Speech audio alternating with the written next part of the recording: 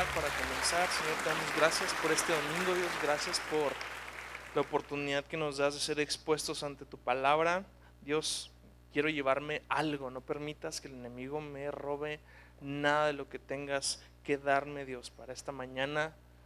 Nutre mi corazón, nutre mi alma, fortaléceme con el alimento espiritual que necesito, Señor. Cuando oramos por el pan de cada día, Señor, este también es el pan de cada día. En el nombre de Jesús, amén.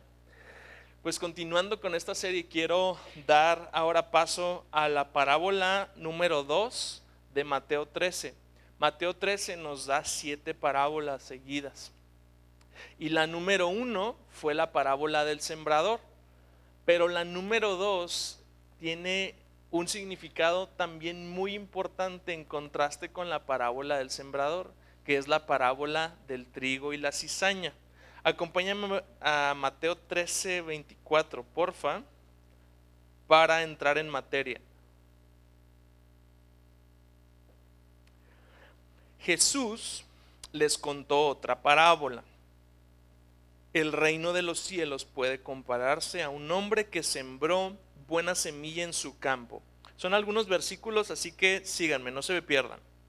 Pero mientras los hombres dormían, vino su enemigo y sembró cizaña en el trigo, entre el trigo, y se fue. Cuando el trigo brotó y produjo grano, entonces apareció también la cizaña.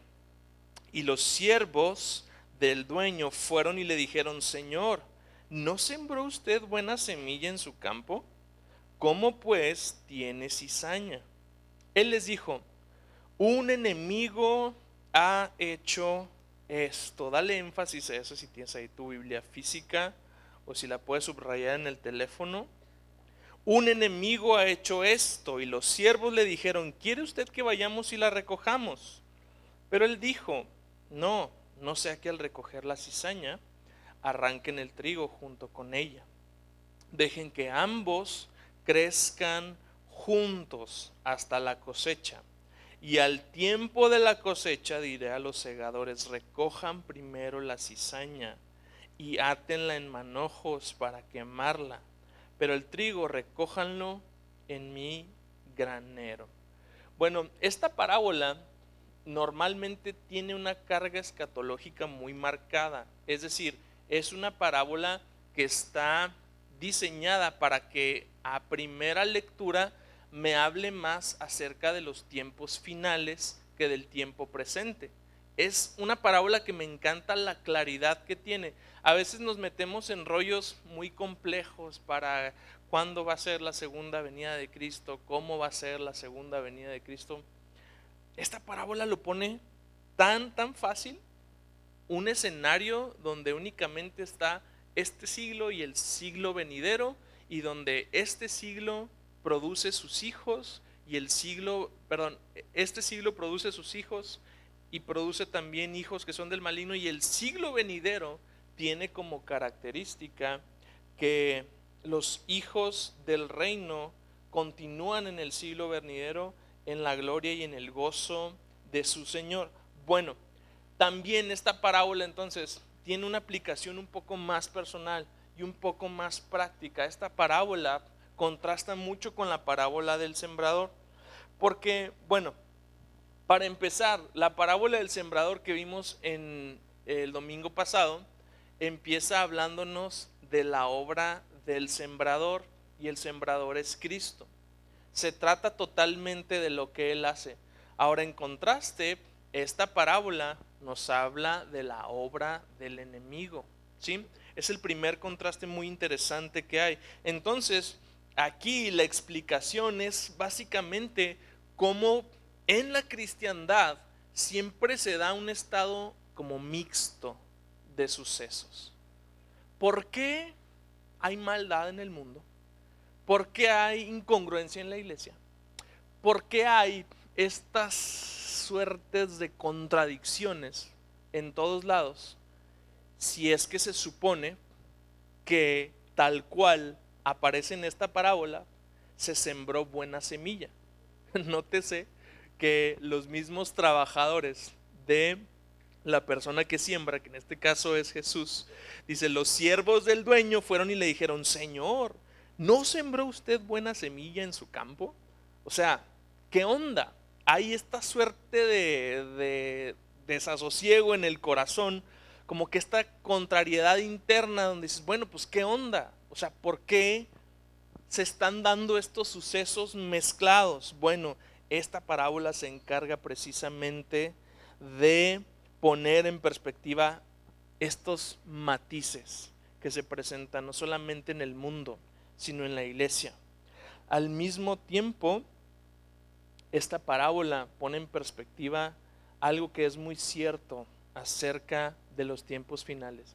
Durante muchos años, la iglesia creciendo en número y creciendo en poder, estando vinculada a los estados y a los poderes de cada época, tuvo la noción de que simple y sencillamente pues el mundo se iba a cristianizar. Simple y sencillamente pues un día todo el mundo se iba a convertir por completo y pues bien bonitos todos juntos, agarrados de la mano, íbamos a recibir a Cristo en su segunda venida, en un mundo totalmente cristianizado.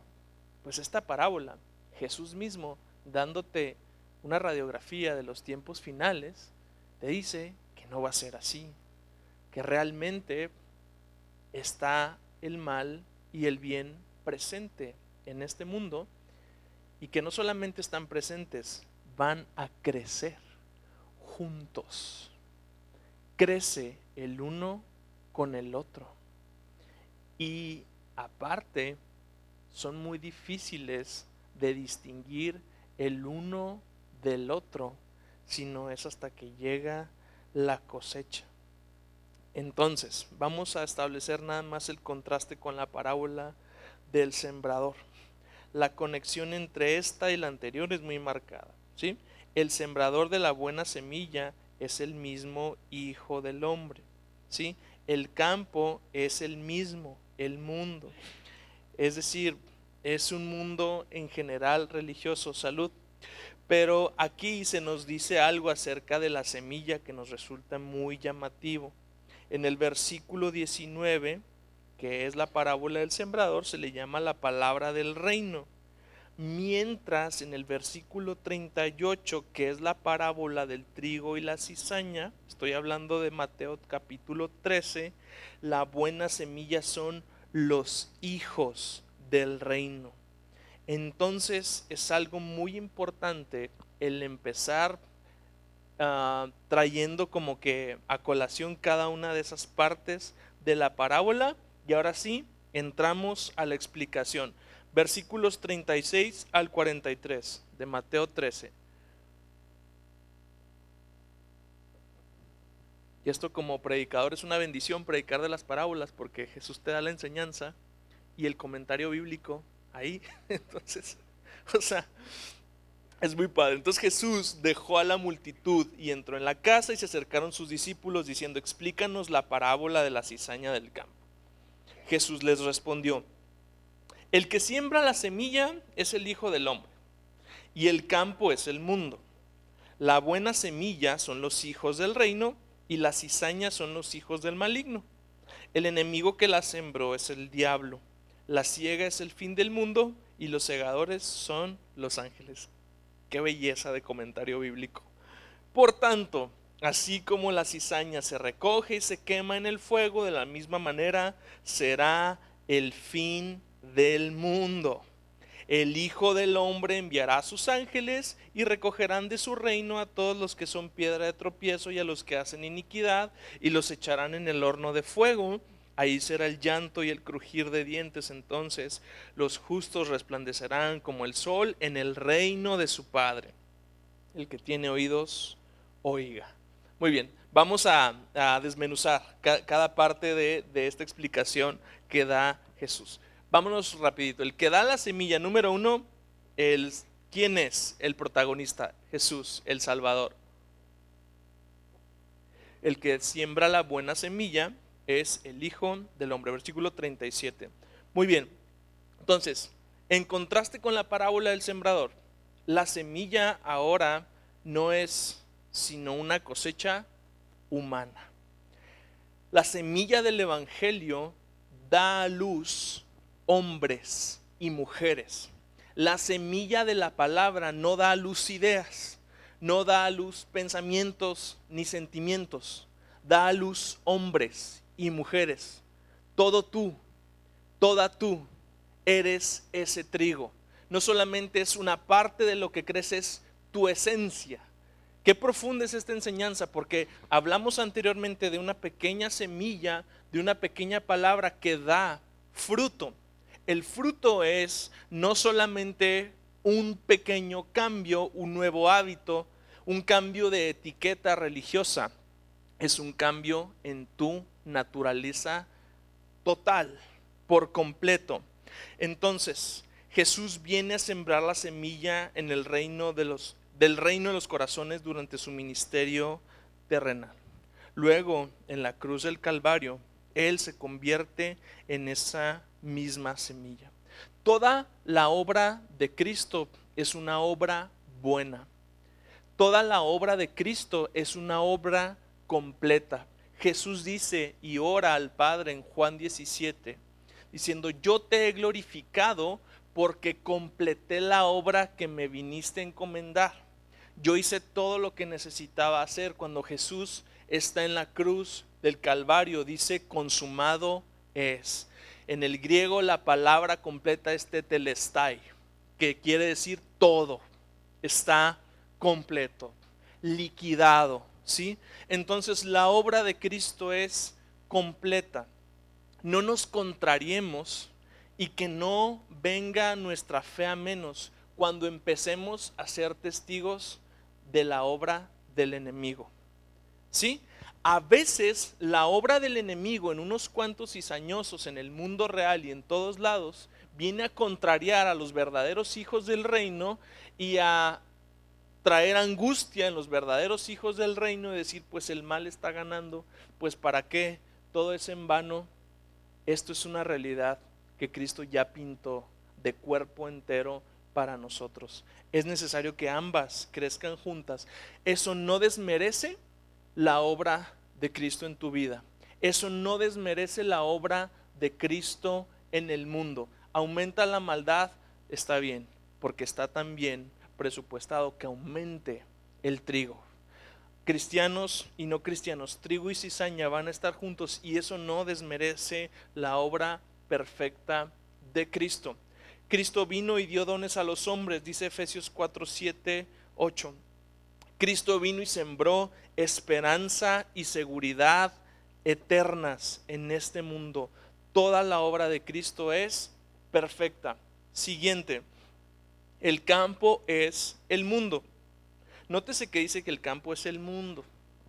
Si no es la iglesia local, no es la iglesia universal. Es que hay cizaña en la iglesia. Bueno, se supone que la iglesia tiene que corregir esos problemas, y se supone que en la iglesia se tiene que ir juntando puro trigo, porque es la iglesia. Bueno, sin embargo, de pronto esto es como que un tema de debate, ¿no? Porque esto es a veces una excusa para no ejercer disciplina en la iglesia. Bueno, como es necesario que el trigo y la cizaña crezcan juntos, entonces vamos a dejar que cada quien haga lo que le dé la gana y que la iglesia agarre el rumbo que sea. No es el caso. Al mismo tiempo, la iglesia tiene que ser comprensiva del proceso de santificación que hay en cada uno de sus nuevos miembros, que hay en cada uno de sus nuevos creyentes. Hay un predicador que le estoy robando esta frase que me encanta, porque dice: no es lo mismo estar en el reino de Dios luchando contra el diablo que en el reino del diablo luchando contra Dios.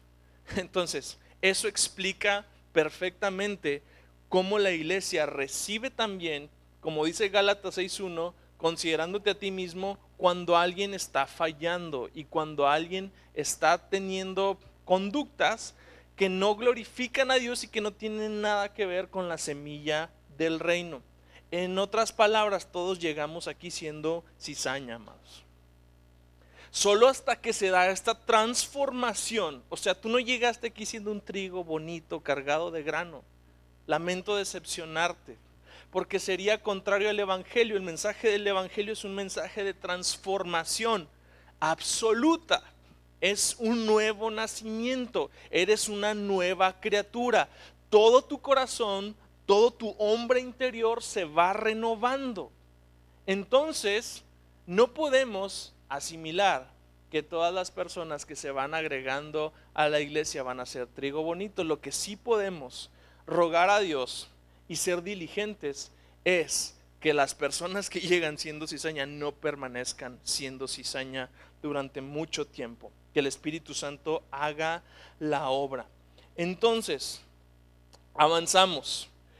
Algo que es muy importante que Jesús enseña en esta parábola es que los creyentes y los no creyentes, y cuando digo creyente, no me gusta tanto utilizar la palabra creyente porque saben, vivimos en un país que es muy creyente.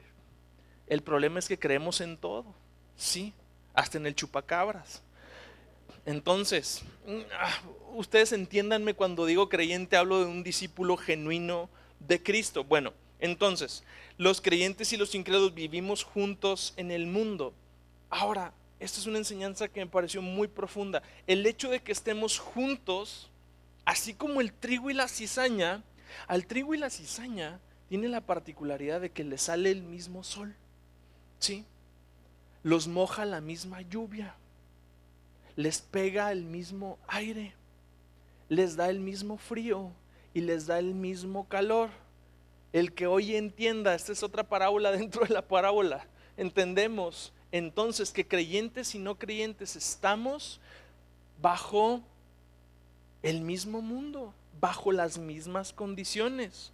Jesús ya nos había dicho, Él hace salir el sol sobre justos e injustos. Entonces, creyentes y no creyentes estamos bajo las mismas enfermedades, bajo las mismas crisis, bajo los mismos problemas. Creyentes y no creyentes estamos en un mundo donde a veces el vato, perdón la expresión, la persona más cizaña del mundo, pues le va mejor que a ti, pero porque está con las mismas condiciones que tú. Gracias a Dios, con sus defectos y lo que sea, pues el capitalismo nos da libertad de competencia a todos, hasta cierto punto, pero hay libertad, ¿sí? Entonces hay gente que sabe hacer cosas rápido y no pasa nada. Estamos bajo las mismas circunstancias. ¿A qué estoy llegando? Así como el sol, el calor, la lluvia, el frío, la sequía afectan a ambas plantas. Los creyentes incrédulos, el trigo y la cizaña tienen muchas experiencias comunes, aflicciones, enfermedades, fracasos. Lo único en lo que tú y yo somos diferentes al sufrir este tipo de desgracias es que la gracia de Cristo es suficiente para nosotros para soportar estas adversidades. Que no es lo mismo sufrir sin Cristo, o como decía Pedro, sufrir por hacer lo malo que sufrir haciendo lo bueno. O sea, Pedro únicamente distingue esas dos clases de sufrimiento. No es lo mismo que en el sufrimiento tú no tengas nada de dónde agarrarte, tú estés todo confundido porque crees en todo, que en el sufrimiento tú puedas escuchar la voz del Espíritu diciendo, bástate en mi gracia, porque mi poder se perfecciona en tu debilidad. Esa es la única diferencia, amados, que hay entre el trigo y la cizaña en esta vida. Jesús nunca tuvo la intención de que nosotros estuviésemos aparte del mundo, de que nosotros estuviéramos viviendo como esas comunidades. Esto que hacen muchos los líderes de sectas. Hay un documental muy padre en Netflix de los líderes de sectas y más o menos todos tienen el mismo patrón. Yo soy la verdad, yo soy el enviado, yo soy el ungido, esta es la Biblia que yo me acabo de inventar. ¿Y saben qué? Vámonos a vivir aparte, a una comunidad aparte. Nada que ver. Jesús dijo en la oración intercesora, no te pido que los saques del mundo, nada más que los guardes del maligno, ¿sí?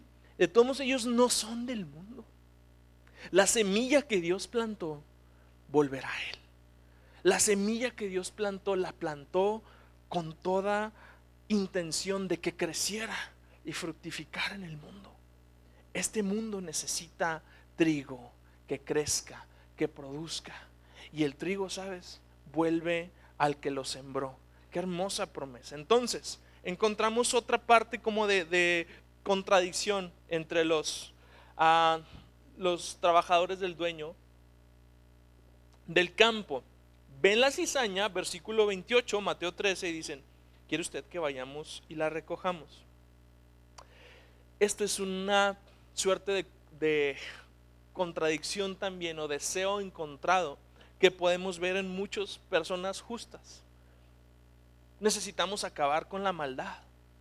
¿Eso implica que necesitamos acabar con los malvados? No. Ese es un sueño vano, el que andemos por el mundo tratando de eliminar todas las semillas nocivas, que andemos ahí todos amargados, todos indignados, queriendo contender contra todo aquello que contraría nuestros valores, que va en contra del reino.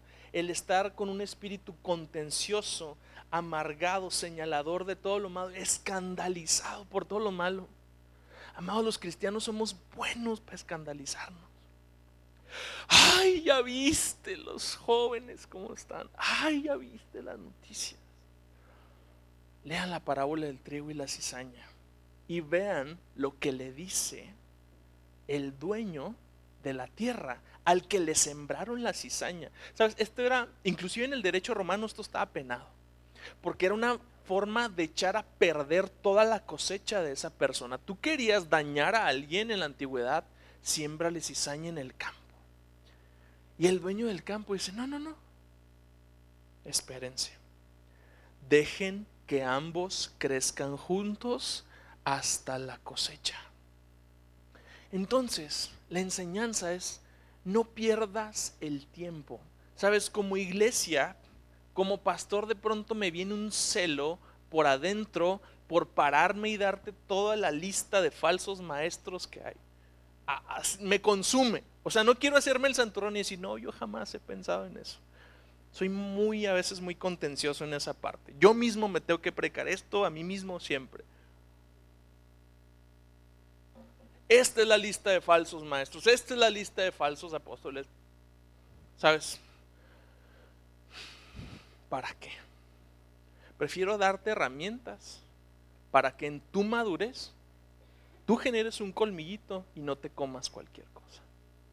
Tú generes una madurez que diga: este mensaje está muy light, este mensaje está bien hereje, mejor me paro y me voy, ¿sí? Así como mi abuelita Agustín, que lo balconeé el domingo pasado, que decía: no, pum, cerraba su Biblia y se iba. Sí, a veces sí aplica, pero el llamado es esto. O sea, no podemos estar excesivamente señalando falsos creyentes, excesivamente señalando falsos maestros, falsos apóstoles, falsos pastores, falsas iglesias. O sea, esta suerte de competencia de doctrina que se da entre las iglesias no es que la sana doctrina. Una vez llegamos a un evento y nos dio mucha risa porque estábamos formados ahí en el registro del Congreso, y la chica que está ahí en el registro le dice, muy linda, muy amable, le dice a la persona que está llegando: ¿de dónde vienes, hermosa? No, pues vengo de Mérida. Ay, hace tanta falta la sana doctrina en Mérida. Y es como que, me explico. Y luego Karina y yo nos vimos: uy, a ver qué nos dicen de Chihuahua. Se me hace que también nos lo dijimos nosotros mismos antes de llegar al registro. Entonces, no podemos estar en esta tensión siempre de estar señalando cuál es el mensaje, cuál es entonces lo que nos es mandado a hacer. Lo que dice la parábola del sembrador: avienta la semilla, predica el evangelio, predica la palabra, muéstrales a Cristo a las personas, deja que la cizaña crezca, ¿sí? Deja que la cizaña crezca. No es un llamado a decirte: no hagas nada. Deja que la cizaña crezca, pero deja que tu luz brille. ¿Y qué digo tu luz? La luz de Cristo en tu vida. Deja que esa luz brille con intensidad. Deja que se manifieste el Hijo de Dios. Porque el Hijo de Dios, como lo dice Primera de Juan, se manifestó con este propósito: destruir las obras del diablo. ¿Sí?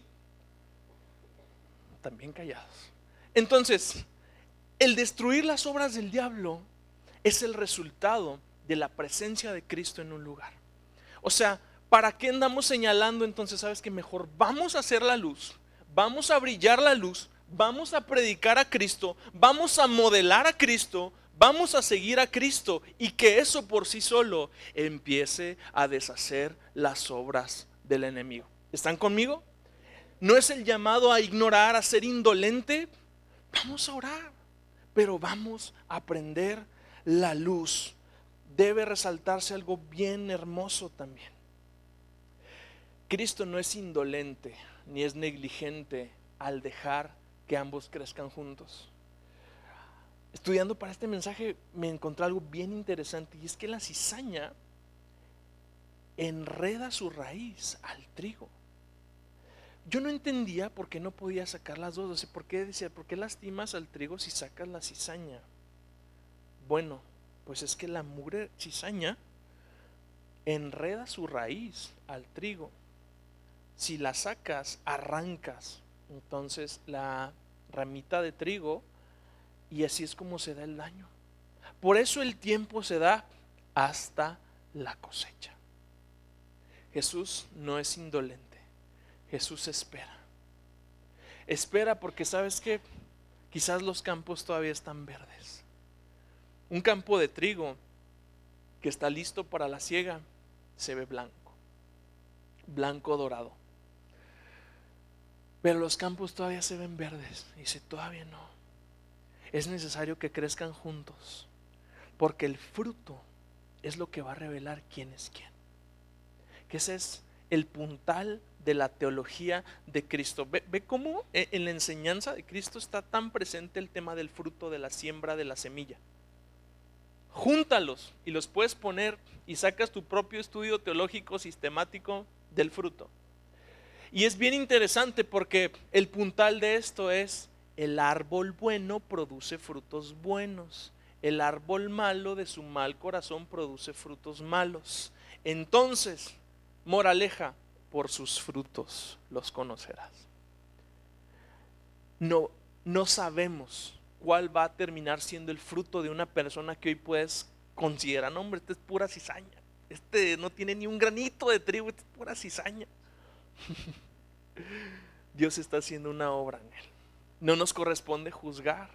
Así como el sembrador no juzgaba, ay no, esa es semilla dura, esa es tierra dura, o esa es tierra entre espinos. El sembrador avienta la semilla.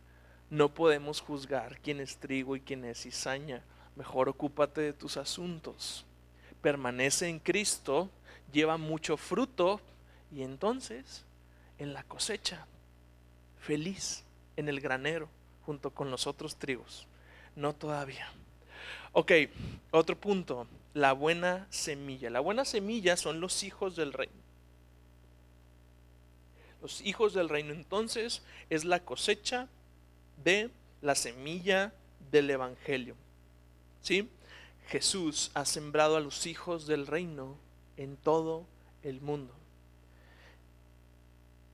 Sembrado. Esta palabra me resaltaba mucho. O sea, Jesús nos sembró. Tú eres un hijo del reino. Estás sembrado. ¿Dónde te sembró Dios?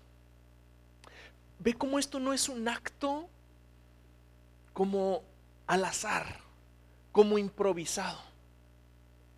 No, el Hijo del Hombre siembra, y siembra hijos del reino. Extiende el reino no solamente sembrando la palabra del reino, sino que la palabra del reino da como resultado hijos del reino. Y los hijos del reino tienen frutos del reino.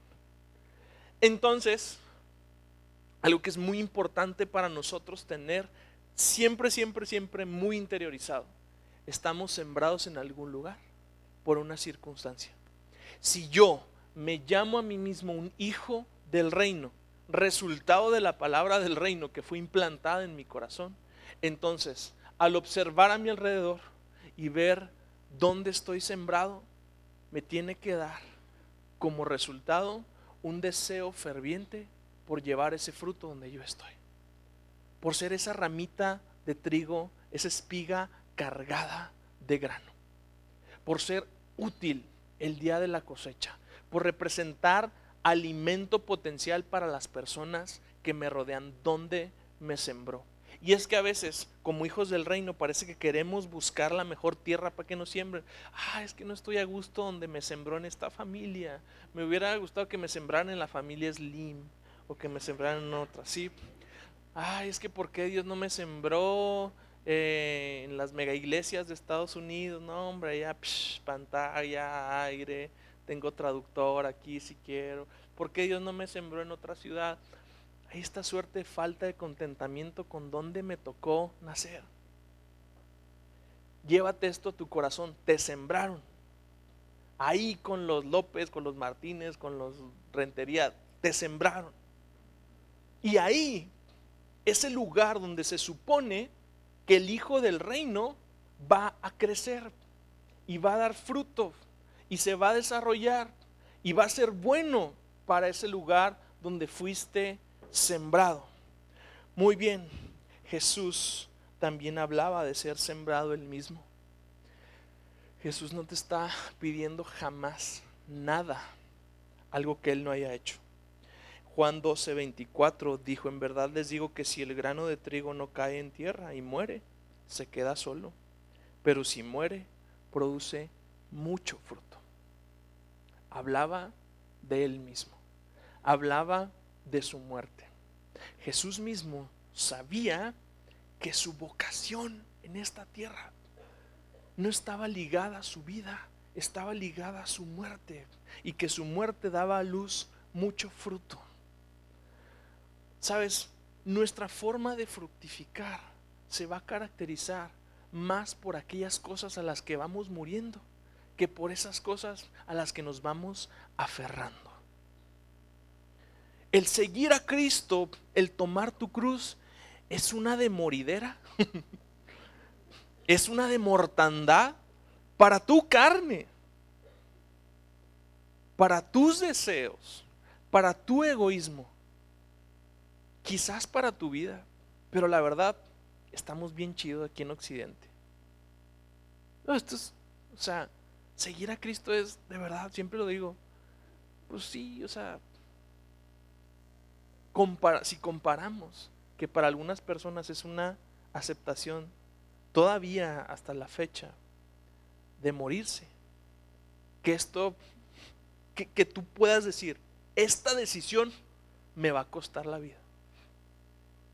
Para muchas personas, muchas, millones de personas al otro lado del Atlántico, esta decisión me va a costar la vida. Y lo saben y lo aceptan. ¿Qué te está costando a ti? Porque la verdad es que el cristianismo occidental crece y muy bonito y están las iglesias llenas y todo, pero la verdad es que muchas veces es débil, no produce fruto, porque no paga el precio, porque no nos cuesta nada, no queremos que nos cueste. Ya me vieron feo en la iglesia, no, pues voy y me siembro otro campo. ¿Sabes qué? Es que me dejaron de hablar mi club social, ya me voy. Neta, no aguantamos nada, porque estamos en un contexto donde no nos cuesta nada, no queremos morir a nada. Podemos morir a nuestro tiempo básico. Puedo morir a mi serie favorita por una hora más orando, por una hora más en la presencia del Señor, por una hora más para servirle a Él. No me digan que sí ni me digan que no, no me contesten, reflexiónenlo, porque Jesús mismo sabía que su vida se contaba a partir de su muerte, que el verdadero punto culminante de su vida era cuando la perdiera, que el verdadero fruto se producía cuando moría. Muy bien, seguimos. Hablamos ahora sí entonces de la cizaña. Dice versículo 38: y la cizaña son los hijos del maligno. Los detalles de esta parábola son clarísimos. Para una persona palestina de esas épocas era muy claro, porque la cizaña era una plaga que el campesino tenía que estar combatiendo constantemente. Era algo que podía suceder, una posibilidad real en cualquier campo, en esa región, en ese momento. Entonces, el diablo también hace su siembra. En la parábola pasada leímos que el sembrador sale a sembrar, y el sembrador es Cristo. Y el diablo también hace su siembra. Entonces, así como la cizaña es algo que parece trigo, pero no es un hijo del maligno, el maligno también tiene una intervención en el mundo y también está sembrando, ¿sí? Los sembradíos de cizaña son todo lo contrario a los sembradíos de trigo, pero están juntos. Muy pronto en la iglesia se evidenció la aparición de esta cizaña. Rápidamente te quiero dar unos textos así que se fueron dando y que nos dan la noción de cómo muy pronto esto fue una realidad en la iglesia. Según de Tesalonicenses 2:7 dice Pablo, porque ya está en acción el misterio de la iniquidad. Juan tuvo que decir, hijitos, es la última hora, y así como oyeron que el anticristo viene, también ahora han surgido muchos anticristos. Judas, su pequeña carta tan contenciosa y tan viva, porque algunos hombres han entrado encubiertamente, los que desde antes habían sido destinados para esta condenación, hombres impíos que convierten en libertinaje la gracia de nuestro Dios. Versículo 4. Mensaje a la iglesia de Pérgamo. Cristo dice, pero tengo unas pocas cosas contra ti, que tienes ahí a los que retienen la doctrina de Balaam, y también tienes a los que retienen la doctrina de los Nicolaitas, la que yo aborrezco. Entonces, la cizaña aparece siempre sembrada en el trigo. El diablo, la obra del enemigo, lo que resaltamos ahorita, esta parábola se trata de la obra de él. La obra de él es infiltrar en todo contexto, infiltrar cizaña, infiltrar. En la parábola del sembrador, la obra del enemigo se reduce a robar. Pero ahora, en esta otra parábola que nos da un poco de mayor amplitud, ya no hay terrenos, ¿sí? Ya no hay terreno que no produce, terreno que produce más o menos, terreno que se ahoga la semilla. Ahora todo el terreno es bueno y produce.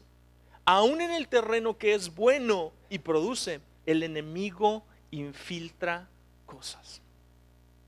Cada vez que tú estás siendo infiltrado por un mal pensamiento, por una relación tóxica, por un amigo que está contaminando, por una persona, por un negocio, por un nuevo deseo, un nuevo hobby, ponle tú el nombre que sea, que te está apartando, que está amenazando tu fruto, que se está enredando a tu raíz, es una infiltración del enemigo. Es la obra del enemigo, el infiltrar, el mezclar. Entonces, ahora sí llegamos con él, versículo 39. El enemigo que la sembró es el diablo. Al igual que las parábolas anteriores que mencionan directamente al diablo, ve cómo hay en la enseñanza de Jesús una marcada rivalidad hacia el enemigo, una marcada rivalidad hacia el diablo. Y como siempre, no es una invitación a estar viendo al diablo en todos lados, ni estarle echando la culpa de cosas que tú provocas, pero al mismo tiempo es una realidad. O sea, si bien es cierto, ya hay malos deseos aquí adentro, ya hay malas tendencias aquí adentro, el que está echándote porras y el que le está echando gasolina al fuego, dile a tu esposa que tu mamá cocinaba mejor, ahí va la gasolina. Dile a tu esposa que tu ex lo trataba mejor. Esas infiltraciones suicidas. El que está echándole porras eso definitivamente es el diablo. Hay una colaboración en los niveles de maldad de este mundo en ideas engañosas que son sembradas por él, deseos engañosos que son creídos por nosotros y un sistema que avala ambas, que es el mundo. En esa colaboración es donde el enemigo está, en esa suerte de Trinidad, muy contento. Hay una persona que instiga a que se den esos malos deseos. Hay una persona interesada en tener tu alma, interesada en cosechar para su reino. Es el enemigo. Entonces, entramos en materia. Versículo 25, leemos algo muy interesante. Pero mientras dormían los hombres, vino su enemigo y sembró cizaña entre el trigo y se fue. Muy sinvergüenza, hace su desastre y se va. Pero en primer lugar, hay algo que tenemos que conocer acerca del enemigo. Leemos entonces que Jesús es el sembrador en la parábola anterior. Lo primero que nos dice esa parábola es que el diablo es un pirata. Que el enemigo, inmediatamente que ve que la semilla del reino o la palabra del reino se extiende como una siembra, y Cristo, al venir a extender el reino en la tierra, esta era la predicación y el tema central de la predicación de Cristo, el reino. Para extender el reino, Él siembra. El chanclas dice: yo también voy a sembrar y me voy a convertir en sembrador. Entonces el versículo 24, versículo 37 nos dice: el diablo se volvió agricultor. Satanás jamás ha producido algo, siempre ha sido un imitador. Él falsifica todas las obras de Dios. Satanás no tiene poder para crear, no tiene poder para destruirte, pero sí puede falsificar y sí puede piratear lo que Dios hace. Es un falsificador profesional. El enemigo no llegó y arrancó el trigo, no le prendió fuego al trigo. ¿Cómo funciona entonces el enemigo? Esta es la estrategia: siembra una semilla que Dios no sembró, siembra un cuerpo extraño, un elemento que no es del reino. Nuestras vidas están constantemente asediadas por elementos malignos, gente colaborando para el reino de las tinieblas. Miren, el diablo es tan pirata que la idea del reino la inventa el Rey de Reyes y Señor de Señores, Padre eterno, Príncipe de paz, y él dice: yo también quiero lo mismo. Reino. Entonces, cuando hablemos del reino, pues tengamos en cuenta que también hay reino de las tinieblas. No, es que esto es para el reino y yo voy a sembrar para el reino, pastor. ¿Para qué reino está sembrando? Nomás hagamos la distinción, porque el de las tinieblas es reino, ¿sí? Y también puedes colaborar para que el reino. Y de hecho la palabra por eso nos dice que nos tuvieron que trasladar del reino de tinieblas a un reino de luz. O sea, ve la transformación que se tiene que dar hasta un cambio de posición en dónde estaba sembrado y en dónde está sembrado ahora. Entonces, esta falsificación es el sello característico del enemigo. Es importante que sepamos que la mentira es el arma principal. Y si la mentira se puede disfrazar de verdad, mejor. Y si la mentira, cuando la prueba, sabe a verdad, mejor. Sabe, pero no es. Ya cuando cae en el estómago, así como la cizaña, se vuelve tóxica. La harina que se hacía con la semillita de la cizaña era tóxica. Entonces, dense nada más ahí color de cómo funciona la obra del enemigo, ¿sí? Él no sembró espinas, no sembró cardos, no sembró abrojos, no sembró una hierba que fuese difícil de reconocer, sembró cizaña, algo que parece exactamente igual que el trigo, pero no es trigo. Parece, pero no lo es. Codeal que tienes enseguida y tú dices: ¿tú eres o pareces? A la cizaña se le conocía como trigo degenerado o trigo bastardo, porque es tan parecido que no puede ser distinguido sino hasta la hora de la cosecha.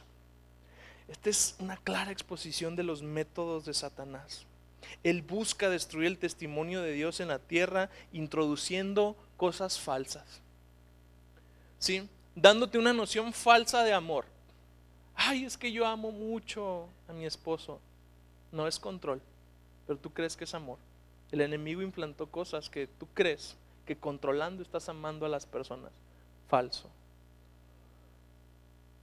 Ay, es que esto parece tan genuino, pero no lo es. Entonces el enemigo ha sembrado un cristianismo falso, una imitación inteligente de lo genuino.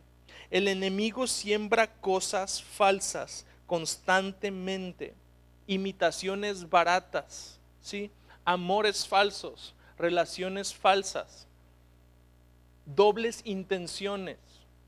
Mezcla siempre de verdad con mentira para que de ahí podamos estar siempre confundidos, atados, y eso es lo peor, estériles. Ahora, el momento en que se da la siembra es una llamada de atención verdaderamente para la iglesia, porque la siembra del enemigo se da mientras dormían los hombres, mientras dormían. Y hay una advertencia en la Biblia en torno a la pereza y a la ociosidad que es para que verdaderamente le pongamos atención. No solamente la inactividad, o sea, ya sabemos que la pereza y que el ocio es una incubadora de toda clase de tonterías para pensar, para hacer de toda clase de elementos destructivos para tu vida en la ociosidad. Pero supongamos que eres una persona activa.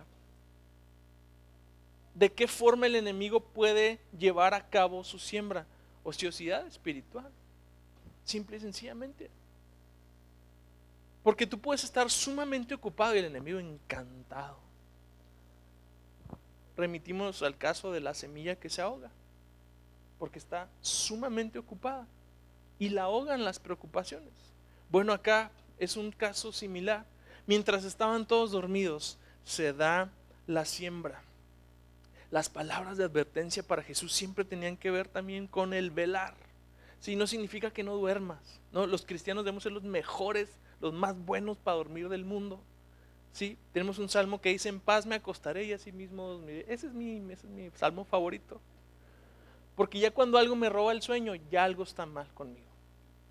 Eso es una red flag, así de que algo está mal conmigo, en mi vida. Necesito oración, ayuno, que me exorcicen. Si algo me está robando el sueño, algo está mal.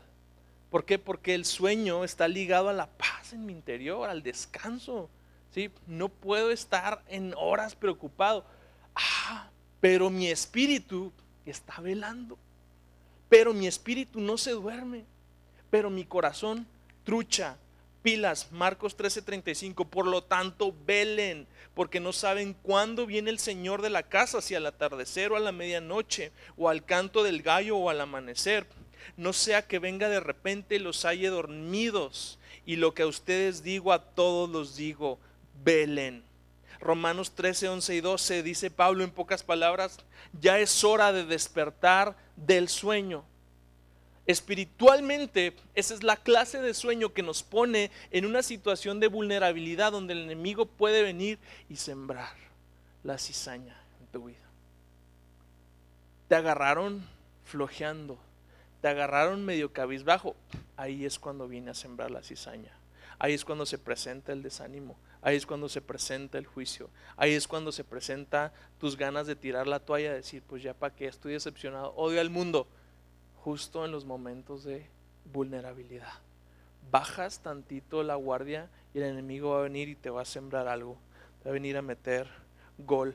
Ve lo que le dice 2 Corintios 11:3 Pablo a los corintios: pero temo que de alguna manera su pura y completa devoción a Cristo se corrompa, tal como Eva fue engañada por la astucia de la serpiente. Ay, Jesús, está muy... Ustedes soportan de buena gana lo que cualquiera les dice, aun si les predican a un Jesús diferente del que nosotros predicamos, o a un espíritu diferente del que ustedes recibieron, o un evangelio diferente del que creyeron. Aguas, aguas con todo lo que vemos en YouTube. Aguas, ¿sí? Vamos a tener un cimiento teológico bíblico sólido, porque el internet Ay, ya soné bien, señor. La internet, mijo. Hay demasiado contenido basura. Hay demasiado contenido sugestivo que te hace decir, sí, amén a eso. Y luego sale otro diciendo lo contrario, sí, amén a eso también. Y luego no sabes. Y todo confundido, sin identidad. Sí, aguas. Estemos atentos. Concluyo. Y esta es la parte donde les miento en la cara todos los domingos. Ya voy a terminar. Pero ahora sí es neta. Ya casi voy a terminar. Perdón, les prometo que esta es la única mentira que les cuento en su cara. La siega es el fin del siglo y los segadores son los ángeles. Llega el momento culminante. ¿Cómo vamos a distinguir el trigo de la cizaña? Te dije algunas características. Al principio es imposible distinguirlos. La espiga es aquello que los va a distinguir. Sin embargo, en todo el proceso de desarrollo, ya las raíces están mezcladas. Tienes que esperar. Tienes que esperar hasta que ambos estén maduros.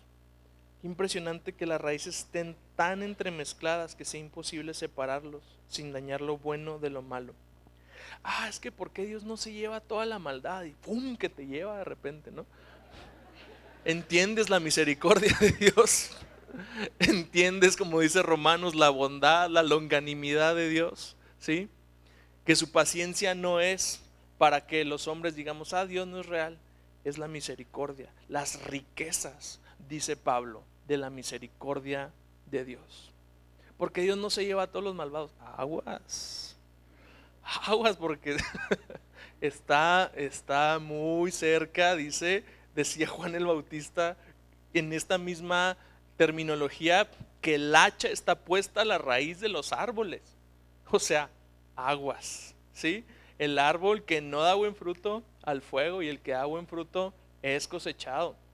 Entonces, aguas, entendamos esa parte. Emerge entonces el punto distintivo principal de ambos. El fruto. El fruto es lo que distingue al trigo de la cizaña. Vamos a poner el video para avanzar un poco más rápido. ¿Ya está? Gracias a Dios. Disculpen la calidad.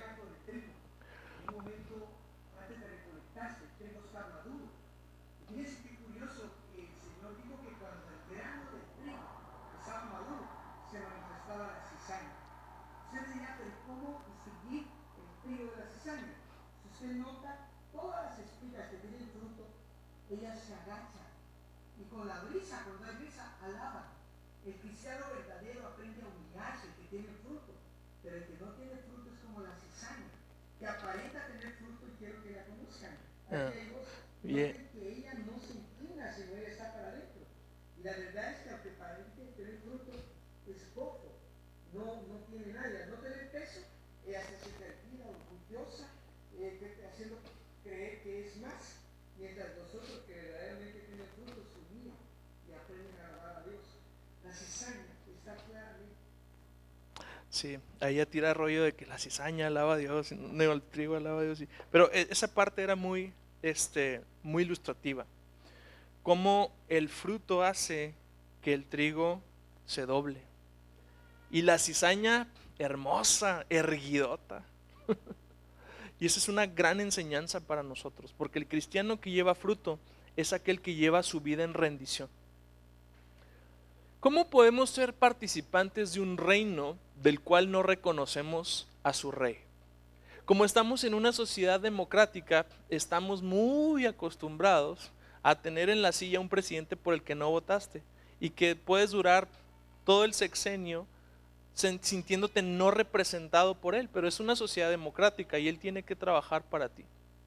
En una sociedad de reino funciona diferente, porque como participante del reino te debes a ese rey, eres súbdito de ese rey.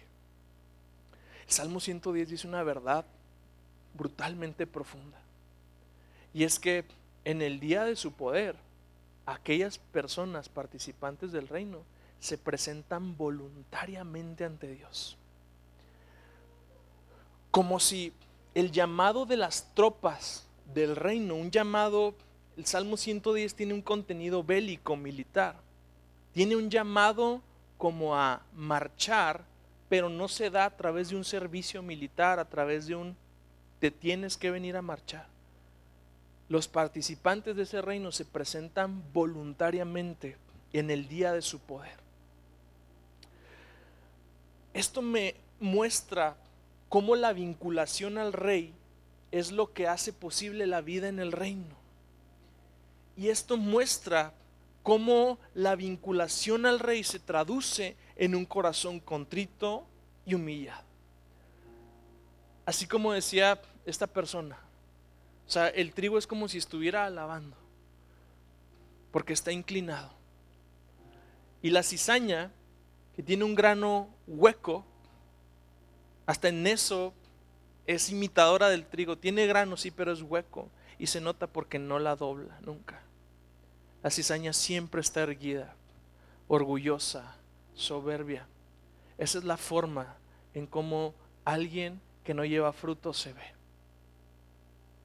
El que lleva fruto termina siendo doblado por el peso. O sea, es que no te imagines como un árbol frondoso. Imagínate como esa pequeña espiga de trigo doblada por lo pesado de la semilla que contiene.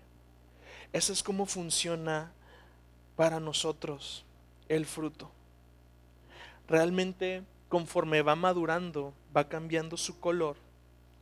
Y porque lleva fruto, la maduración del trigo es lo que le da el contraste con la cizaña.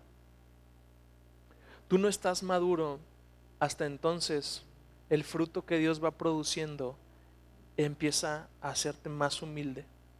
Las personas más humildes que he conocido son brutalmente las personas más espirituales que he conocido. Cada vez que conozco a alguien que lleva años, pero lleva años también en el evangelio y que sabe más que yo, que tiene más, me impresiona la sabiduría de hombres, la humildad de esos hombres que a pesar de su sabiduría te saludan, están quietos, no acaparan la conversación. Y a veces uno llega y hasta es imprudente, ¿no? En el hacer muchas preguntas y ¿qué onda con esto? Y nada más te ven. Qué impresionante cuando alguien verdaderamente está así de doblado por el fruto que lleva. Ahora, hay otra figura que es todavía más impresionante y es la figura del fuego. En la siega viene el fuego. Dice el versículo 42, y los echarán en el horno de fuego, ahí será el lloro y el crujir de dientes. Como te dije, esta parábola tiene un contenido escatológico, nos habla del fin de los tiempos y nos habla de una realidad que parece cada vez un cuento de la Edad Media. Decía C.S. Lewis, hay un cierto esnovismo cultural. ¿Qué quiere decir C.S. Lewis? Como que esnovismo cronológico. Conforme pasa el tiempo, la gente más moderna se cree más inteligente que la gente de la antigüedad. Hay algo llamado el efecto Flynn. Los jóvenes se creen más inteligentes que sus ancestros. Solamente porque este psicólogo arrojó en una encuesta que las pruebas de IQ mostraban que sube 3 puntos por década, algo así. Pero fue un estudio muy somero, pero es una tendencia muy real. O sea, si esa tendencia fuera real, la gente de 1900 hubiera tenido un IQ de 70, o sea, con un retraso mental claro. Y ahorita estaríamos, no olvídense, como esta película de Scarlett Johansson, ¿no? ¿Qué pasa si el hombre utiliza el 100% de sus capacidades? Entonces no es real. Ha habido genios en la antigüedad, pregúntenle a Da Vinci. Y hay en la era moderna cada tarado que Dios guarde, Dios guarde. O sea, no es propio de la generación somos la generación más lista que no. Es como todo. Entonces, este pensamiento ha ido eliminando la idea del infierno. No, es supersticioso. No, son cuentos de la Edad Media. No, si la palabra de Jesús es verdadera, como así lo creemos, es inspirada, es autoritativa, es suficiente, como así lo creemos, entonces esto es real. Nótese que él interpreta todo en la parábola, excepto una cosa: el fuego. ¿Sabes por qué Jesús no interpreta el fuego? Porque es real. El campo es el mundo, el enemigo es el diablo, las semillas son los hijos del reino. El fuego no tiene interpretación, es real.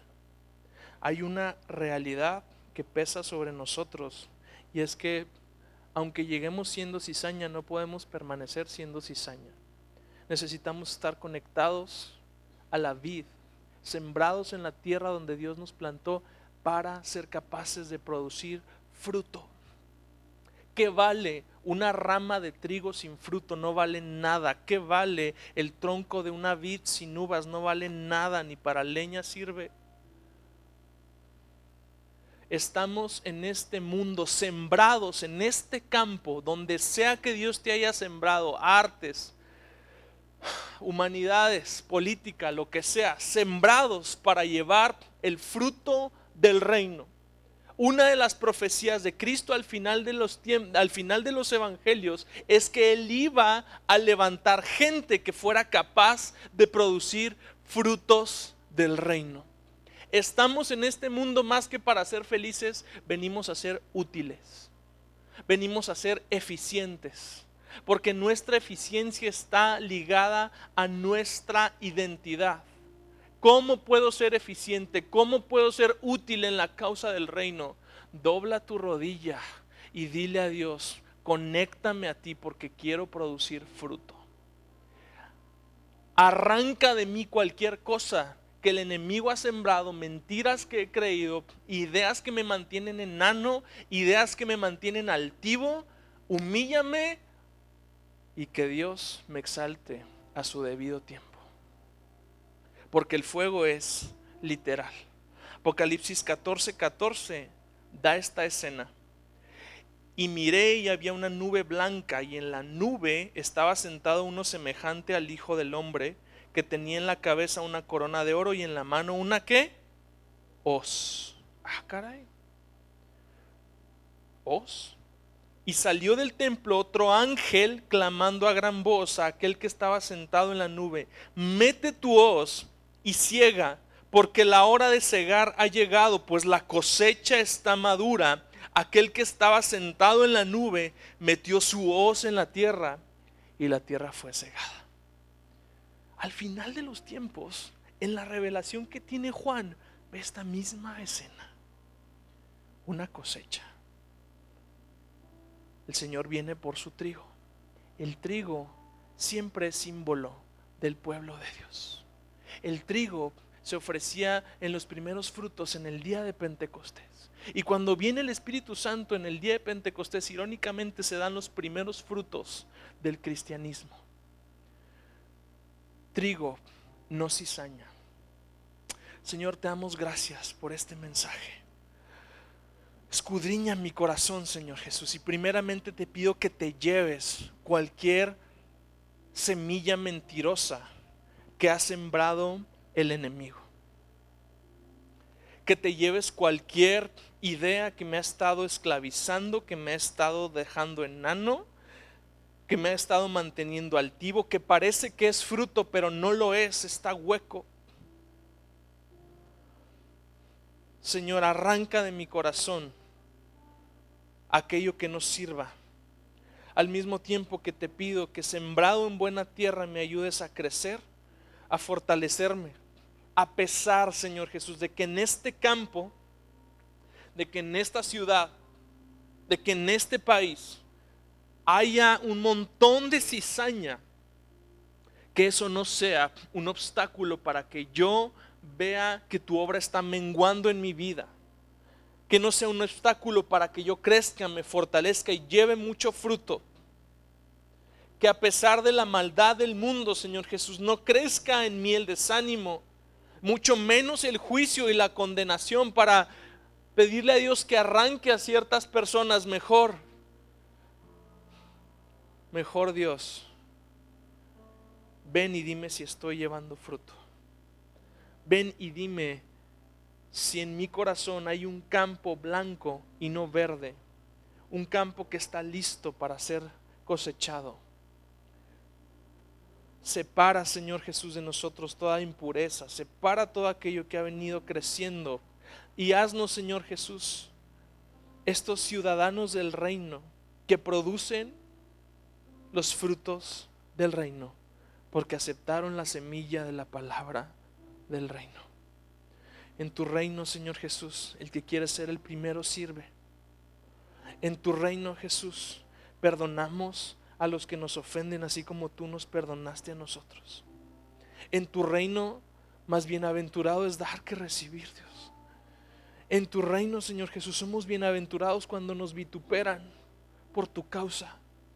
En tu reino son bienaventurados los que tienen hambre y sed de justicia. En tu reino, Señor Jesús, son bienaventurados los que lloran.